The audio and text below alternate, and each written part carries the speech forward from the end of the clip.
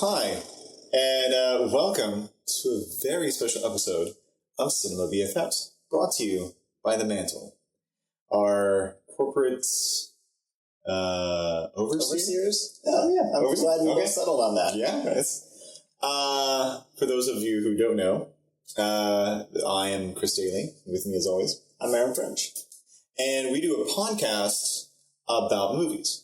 Now, this is a very special episode in which we don't usually do a video podcast. So for those of you listening on iTunes, go over to YouTube or Vimeo, and you'll find a special treat.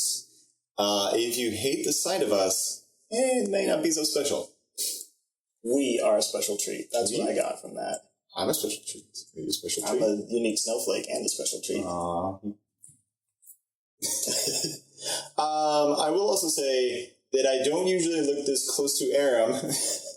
I don't always have a beard. It's weird because we were trying to look closer. We both started growing our beards on the same day. And I don't know if mine just grows really fast or yours grows slow. Mine has days, and it kind of depends on the weather, where it's like... It fluctuate a lot. Actually, I'm more in recovery of a mustache that I shaved off for a Halloween costume. Yeah. Intensive care, you could say, in recovery. I will. I'm going to post a photo of me and that mustache right there. Okay, good. So we're doing this. Yeah, we can cut to clips. We can say, I like the inset. I like the... Yeah. So... There's a picture of me winning the World Series. Ooh. Oh, but Lou Gehrig's disease. We went to a dark place there, Chris. We go to a dark place on every episode of Cinema BFFs. Anyways, like we said before, this is a podcast about movies. And friendship. We don't talk enough about our friendship. Or do you think that comes across? I'd like to think it does. I think you're right. Friendo. Well, so for this very special holiday-themed... Aram and I went to the theater and saw the night before. Yes, we did.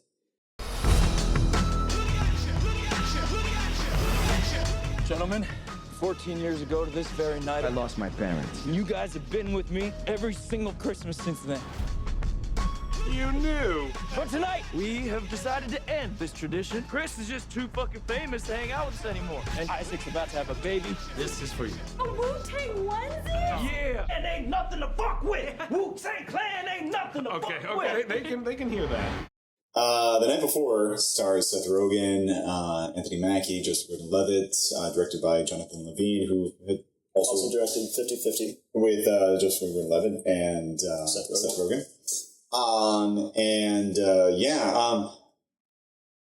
It's, to me, this is like a Christmas movie that I'd make. Because it's got like a lot of elements from it's a lot of reference heavy. Very reference heavy. I think we should say right off the bat, this is a very silly movie.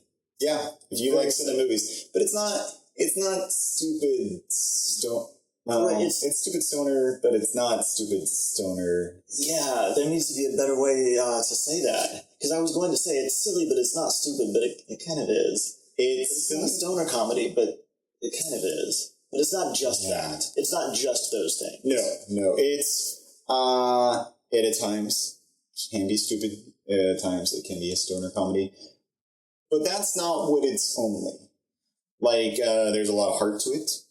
A lot of the jokes really land well. Yeah, it's very funny. It's very much about family. And friends. And about friendship. Ooh. Number one Cinema BFFs movie of the holiday season. I'm declaring it such right now. There seems to be a lot of friendship in Star Wars, but I don't know without seeing it. Might be too early to make the judgment call on that one. Too early to call.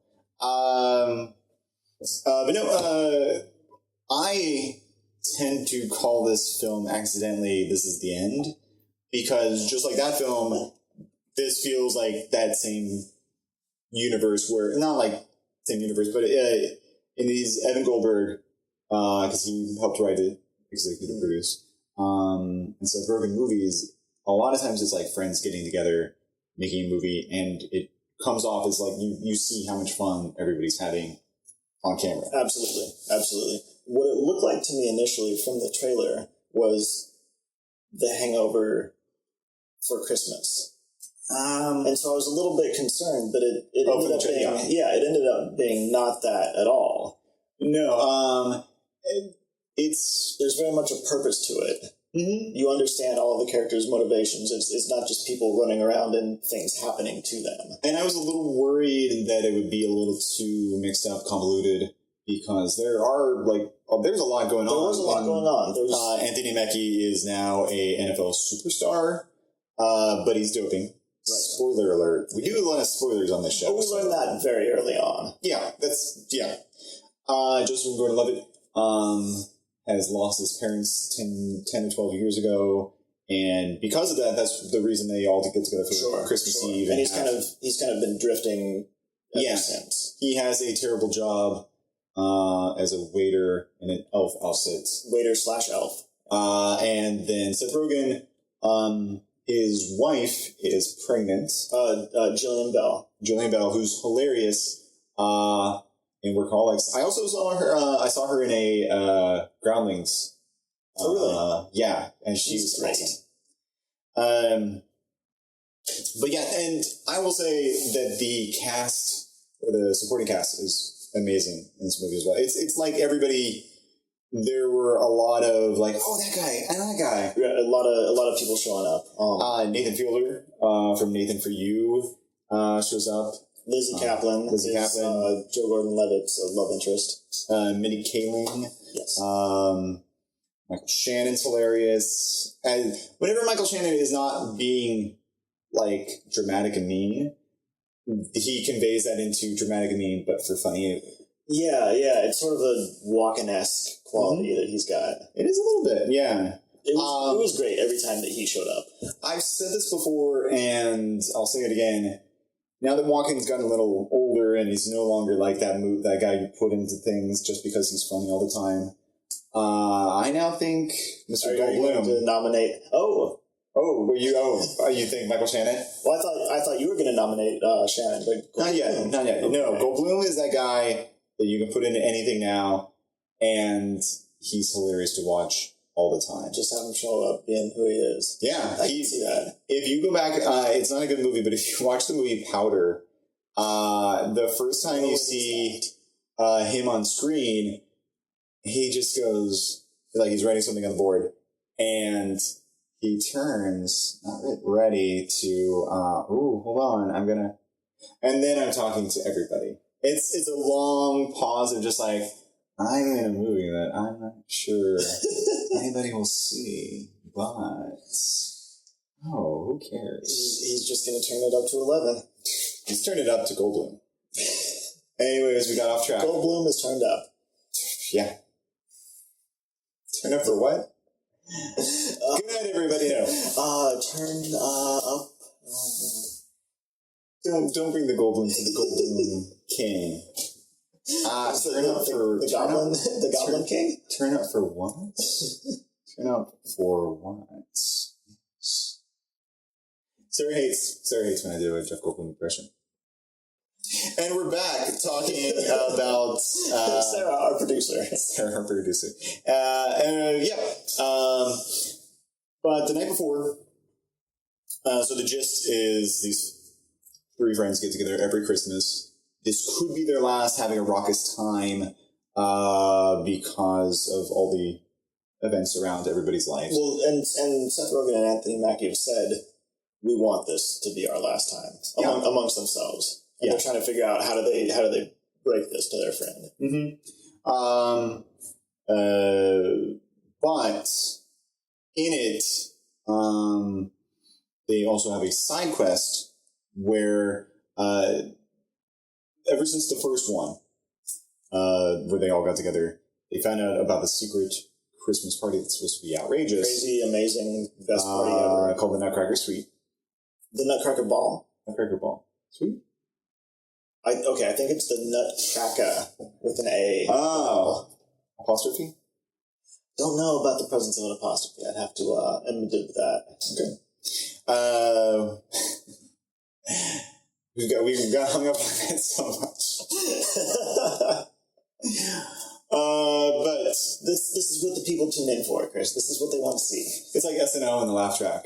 Like, I want to see them crack up. Jimmy Fallon.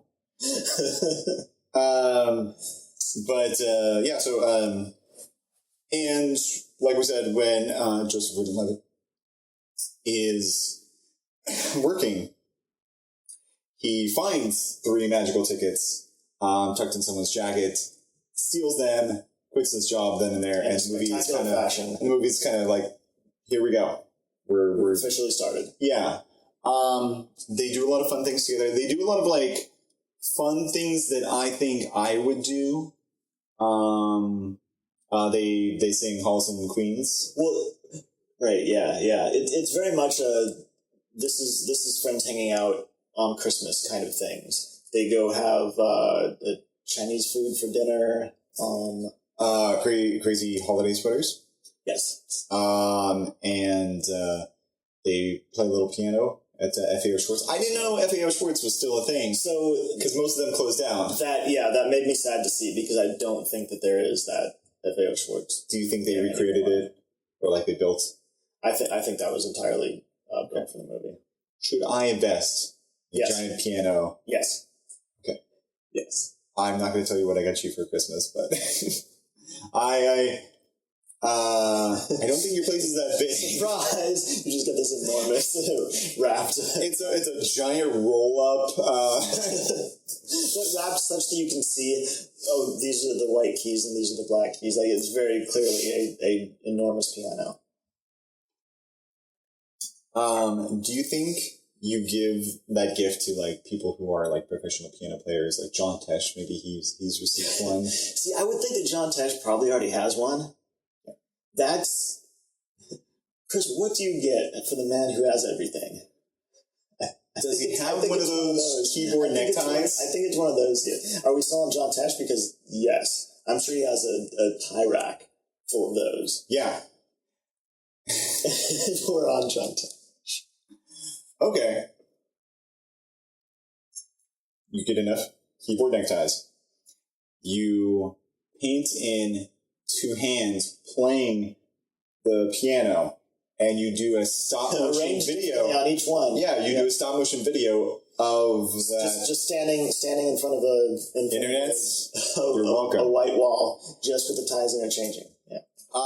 Aram and I like to invent a lot of like new movies and ideas and just put them out there for the internets to have. We're sort of pitch masters that way. We're pitch masters. Tune into our other show, the Pitch Masters, where we get involved in the Shark Tank. Okay, it's just we start a new podcast called The Bear Cage, and people pitch ideas to us. Okay.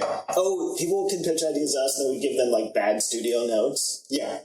Also, we have 2 podcasts. One is The Bear Cage and one is The Bull Ring, and they're both stock market tips. And we just spew stupid stock market tips. Yelling the entire time. Because the bear market, the bull market. I don't know what those are, but I've seen a statue. Those references. Yeah. It's going to be a good year, 2016. Shirts with neckties. Yeah. I don't know why you're not investing in this. The Mantle's through the roof. Right, we'll just talk up our own property. Yeah. The whole thing would be incredibly illegal. If you have any M&Ms, sell them. They're worth nothing. Yeah.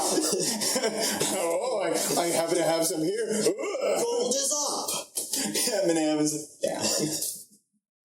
You're watching The Bull Ring. Take that, M&M's, and also our pending M&M sponsorship.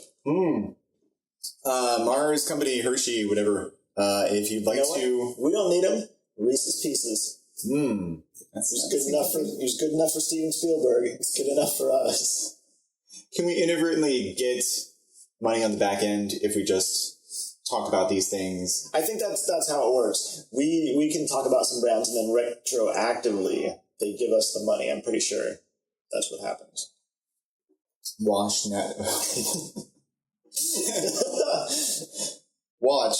Nash Bridges. 12 years ago on CBS. Weekdays at 8. If you happen to live in the past. So I'd just like to thank our sponsors. Domino's, Doritos, Taco Bell. Heineken. I blend them all into one thing. And Pac-Man. Yes, our sponsor this week is Pac-Man. Not Namco. Oh, no. Pac-Man Jones, the NFL player. Thank you again, my friend. Oh, this week's, Well, we're off to a good start.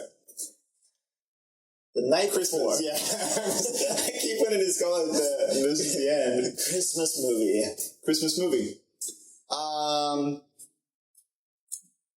Well, so the whole point of the movie, once those tickets are acquired, is they're going to go to this party.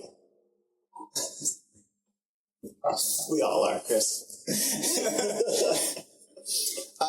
So they're trying to find this party. They're living out all their traditions. But things are kind of strange because Seth Rogen has been given a massive amount of drugs By his wife. as kind of a last ditch effort. Yeah. And things go a little crazy. A lot of drugs are consumed. But as much as stupid and silly as that all sounded, I really enjoyed it. I really enjoy the Christmas or the midnight Catholic Mass. Because eyes be the Catholics. Well, so there were a lot of things that we could say that of in this movie. There were just silly, dumb things that I didn't mind. Yeah. Being silly and dumb. Michael Shannon. There's some dumb things that goes on with his, but I'm still fine. Miley Cyrus shows up. And even though she spent her life on TV, I don't think she should Not an act. actor. No. Cyrus. But she does sing. Yeah, she is a great singer. Good singer. Yeah, I completely stand behind her musical performances. I think that, we'll see. So there was something else I thought of while watching this movie is that it's hard to judge it in the moment, but I feel like this is very much a product of its time. Yeah. This will be a Christmas movie that people look back on and go, oh man, that was so 2015. Got Miley Cyrus, they're talking about Instagram all the time. Look at how old the phones are. It feels very much like something that will be seen as... Oh, they're drinking Red Bull. ...of its time. There's a big Red Bull sponsorship. A big Red Bull sponsorship. And at first I thought it was going to be a little too much, but they played with it and I thought it worked. Yeah. Again... I don't know Probably how paid for half the to movie. make these things work. Yeah. It wasn't like an Adam Sandler kind of we're all eating Doritos thing. I also really loved Alana's character. Alana from Broad City. Broad City shows up as this character who kind of embodies all the Christmas hates. They refer to her as the Grinch. Yeah, and she's wearing a kind of a greenish hoodie with Grinch-like fringe. She name checks Home Alone. Yeah, she steals money out of the charity box bucket. Yeah. With Sticky Bandit style, and steals the drugs. Steals the drugs from our heroes. And then Micro Machines her way Home Alone style. And it's something. Again, like we said before, this movie is so referential, but it's also self-aware. Where she talks about the Sticky Bandits. She mentions Home Alone. And she gets away by throwing the cars on the ground. And she also diehards her way out of the movie. Yes. And it's too much. There's too much stuff going on there. But it's okay because of the self-referentiality. Joseph Gordon-Levitt picks up one of the cars and says, "Are these Micro Machines?" They're very aware of what they're doing. Yeah.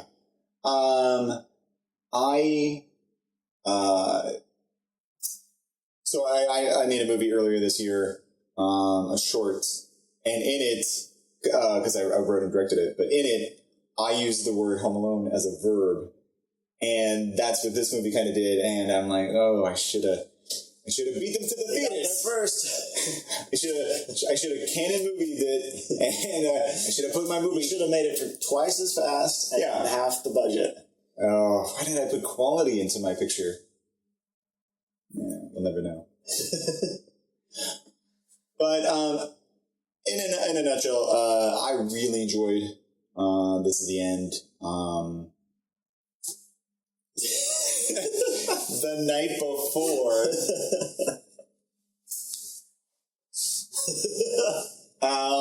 Just say it again. Just say it. Just do it. The night before. The night before. I really enjoyed The Night Before. You were something like me. I really enjoyed The Night Before. Some of these Rogan movies, I didn't like the North Korean one that much. I thought that was too dumb. But this one, I thought was actually perfect. forgotten what that movie was called. The Interview. Oh, yeah. Now I remember. Not a great movie. Thanks, Chris. But because this movie was all about finding this epic Christmas Christmas party. What did that inspire you to think about? I was reminded, we wanted to have kind of a second theme for this episode being a special episode. And it reminded me of all the great Christmas parties I've seen in Christmas movies. So we wanted to kind of talk about some of our favorite Christmas parties in Christmas movies. Infographic. You can do that, right? Okay. Consider it done. It's just like black text. It's like Christmas.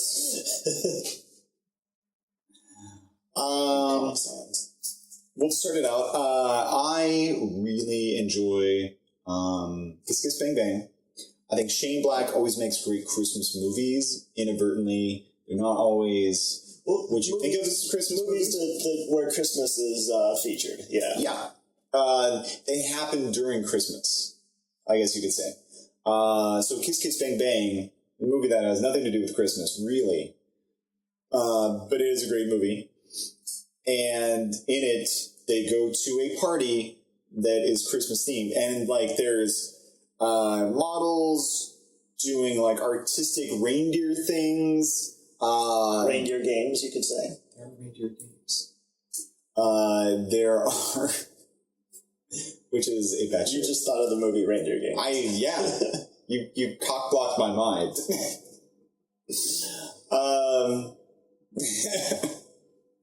There's weird like snowmen, but it seemed like a fun LA kind of cool, hip, chic party Christmas style. Like LA doesn't always know what to do with Christmas because it looks nothing like it doesn't look any different than like this day or Wednesday.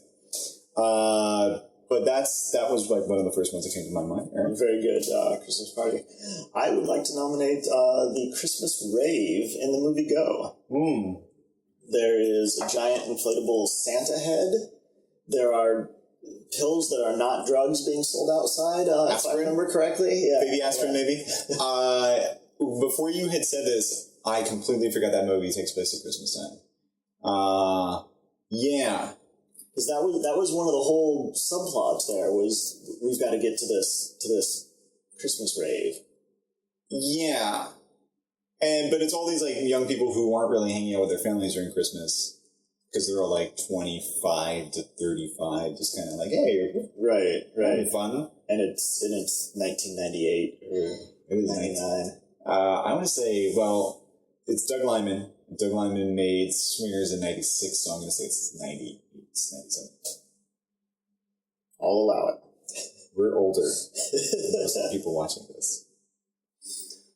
A big favorite of mine is the Christmas party that Kevin McAllister throws for himself in Home Alone, where he's amazing. they're like from outside. That is the best Christmas party. You've got Michael Jordan just kind of hanging out. There's a train. Couples dancing. Yeah. And like this little kid who probably stayed up to like midnight just moving his arms back and forth because he wasn't really so tired. He couldn't really see outside to see, I hope a van drives by and they see me and so I can stop doing this. Right. So there's this to put on this up like ice cream sugar-filled kid, 8-year-old kid, just like standing and doing this. Not enjoying himself. Not having a good time, I'm sure. But from seen without, the party looked incredible. Do you think he, 4 hours into listening to Rockin' Around the Christmas Tree, he just wanted to be like, oh my god, I'm going to say that was a decision he immediately regretted. Yeah. It was before mixtapes, and he just had a single, so he had to stop every once in a while. His options were limited. To flip it over. And his Fisher Price tape deck. Yeah. Yeah. But it looked like fun. Absolutely. Any others? Well, I think we had better also mention the Muppet Christmas movie. Yeah. The Muppet Christmas Carol? Muppet Christmas Carol. Yeah. Because who wouldn't want to play Fozzie Wings? Guys? I'm a very big fan of the Muppet Christmas Carol. We used to watch it a lot, and I saw it in theaters. And I was probably 16, and I saw it. I don't know what it.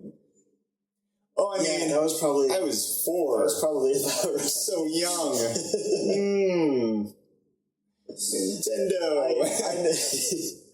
I had some friends that were very big into Christmas. Christmas celebrations were a big thing with their family, and also the Muppets. And so that movie was just something that got played every year. And we were old enough that we could enjoy it, not ironically, but, Muppets is a baby thing, but I can watch it. We can watch it because we're cool. Yeah. We can appreciate this We're as hipper young as people. grown people, yeah. Yeah. But, I mean, we just like the Muppets. I'll make a confession. I made a video of myself. There was a girl in high school who was a friend of mine, and she had I have no idea where this is going, by the way. And this is a surprise. If I find it, I'll put it on here. Probably not, but. And she had this boy she met online from Pennsylvania, and he was gonna come out and see her, and we made all this video because we had no idea what this kid was like. This is before Skype or YouTube or anything like that. And we made the history of this kid, even before it was very rudimentary. And in the end, over the credits, I did I dressed as Scrooge, and then I danced in front of a Christmas tree, singing the last song, lip syncing the last song, and I had my friend with 2 socks. Oh my god! As the Muppets, and I'll say it's a success. They're happily married now. No, she married someone else, but they were together for a long time. Oh, they're happily married. They're happily married. Friend and boy from Pennsylvania. I brought them together. But yeah, there was a special Christmas tree, and so and I will say, of all the Christmas or of all the Scrooge movies, I really like that one. I think Scrooge is better, but I don't think that Christmas party is the one I go. First of all, there's no animal. There's a very attractive woman just handing out photocopied pictures of her ass. That's a plus. But then the person I came to hang out with at this Christmas party, Bill Murray, he leaves. Right. He doesn't think it's a good party. He doesn't think it's a good party. Did you see Did you see a Bill Murray Christmas yet? No, I didn't. I don't want to know anything about it. I just want to go in. I will say there's good moments, and there's moments where I'm okay. Sure. It's a good special. But I enjoy a lot of the numbers. Now, Miley Cyrus is in that too, right? Yeah, she's good because she just sings. I will say this. Spoiler. they do a cover of the Pogues' Fairy Tale in New York City, which, for all you karaoke fans, my wife and I will perform that some years around Christmas time if we can find the right place. Me doing a very good drunk Shane McGowan. And it doesn't work like as us as a couple, but it always like, because we love each other very much, where it's like that couple's just like ruining each other. And I think we make it work. But in the Merry Christmas, they skip the verse that's like the nasty verse. If you know the song well, they skip the verse where like, they're cussing at each other. So I was a little bummed that they took the short approach. Yeah. It's Netflix, who cares? Right. I wonder, it's an odd choice to make. There is a lot of nudity, though. I didn't have anything to follow that up with. I will say, a Christmas party that's a bad Christmas party in a very good movie is in Die Hard, where in Nakatomi Plaza. Nakatomi Tower or Nakatomi Plaza? I think the tower is in the plaza. Sure. The tower is in the plaza. The tower's in the plaza. It sounds like the rain is in Spain.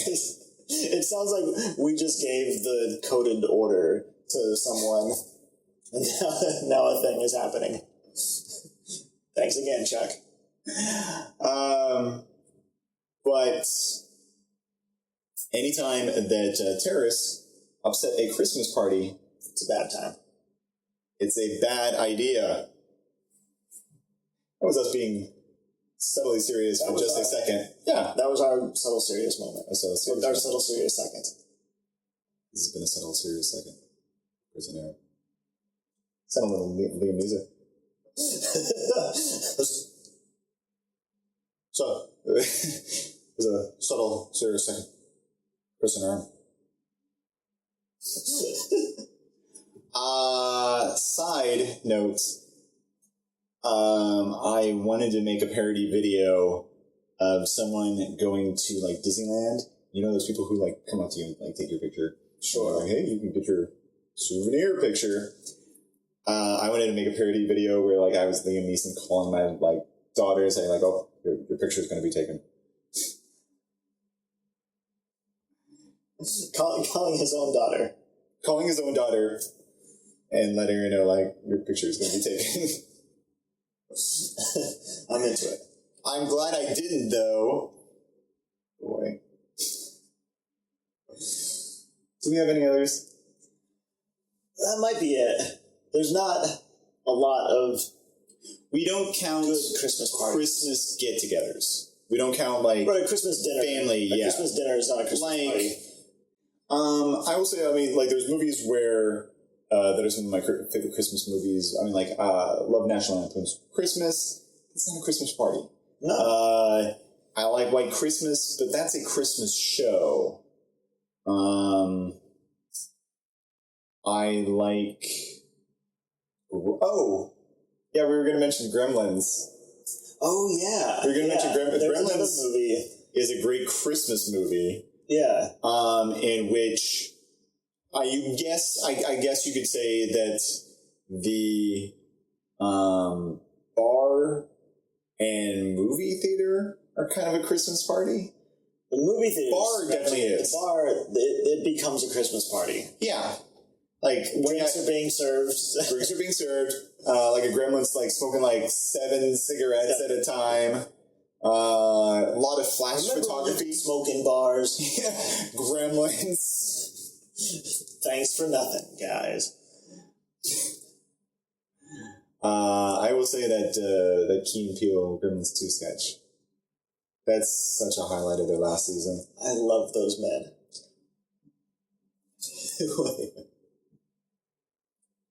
Oh no, sorry, we didn't really need it. We were not on the same page there.